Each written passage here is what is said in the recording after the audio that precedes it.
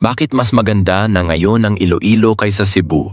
Mga masasakit na katotohanang ayaw marinig ng Cebu. Sa loob ng maraming dekada, parang untouchable ang Cebu. Ang Queen City of the South, modelo ng kaunlaran. Pero hindi nananalo ang mga lungsod sa reputasyon. Nananalo sila sa resulta. At sa ngayon, may isang lungsod na tahimik na mas maayos ang performance sa mga bagay na talagang mahalaga. Iloilo. Hindi ito paninira. Ito ay paghahambing. Pag-usapan natin ang mga katotohanan. Urban planning, kaayusan versus kaguluhan. Mabilis lumaki ang Cebu.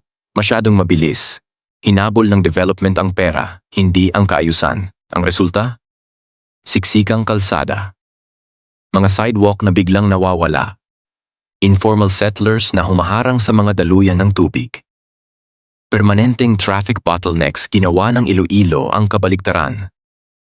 Kontrolado at planado ang paglago. Maayos na road hierarchy. Malinaw na zoning. Pinangalaga ang mga waterways. Planadong business districts tulad ng Mandurriao sa Cebu, ikaw ang nag-a-adjust sa lungsod. Sa Iloilo, ang lungsod ang nag-a-adjust para sa tao. Flood control. Pag-iwas versus reaction. Dito paulit-ulit bumabagsak ang Cebu. Tuwing malakas ang ulan, baha sa kalsada, hinto ang trapiko, abala sa negosyo at kabuhayan. Maaga namang nag-invest ang Iloilo sa flood mitigation. Iloilo River Esplanade System, Jaro Flood Control Project, Sunset Boulevard Drainage System, Jalao River Dam bilang pangmatagalang depensa. Hindi napapansin ang flood control kapag maayos ang panahon.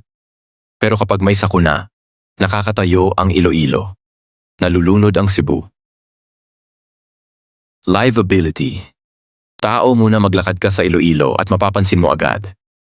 Malalapad na sidewalk, bike lanes, jogging paths, riverfront parks na talagang mini-maintain. Hindi ito dekorasyon.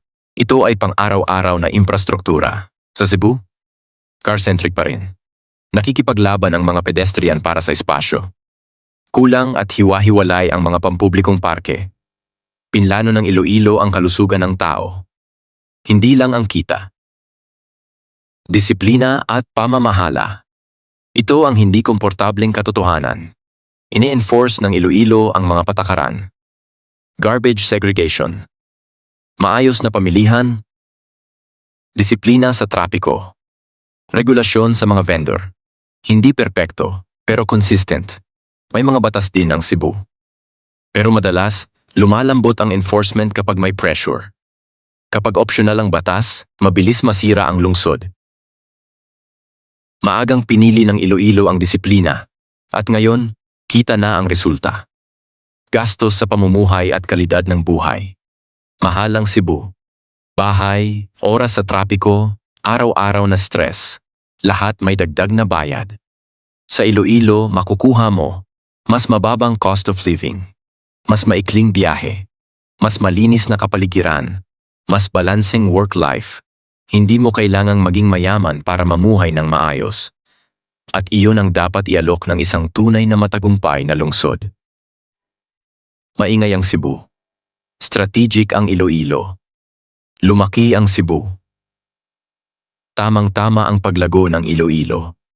At sa pangmatagalan, ang mga lungsod na tama ang paglago ang laging nananalo. Kung hindi aayusin ng Cebu ang mga pundasyon nito, hindi lang hahabol ang Iloilo. Tuluyan na itong lalampas.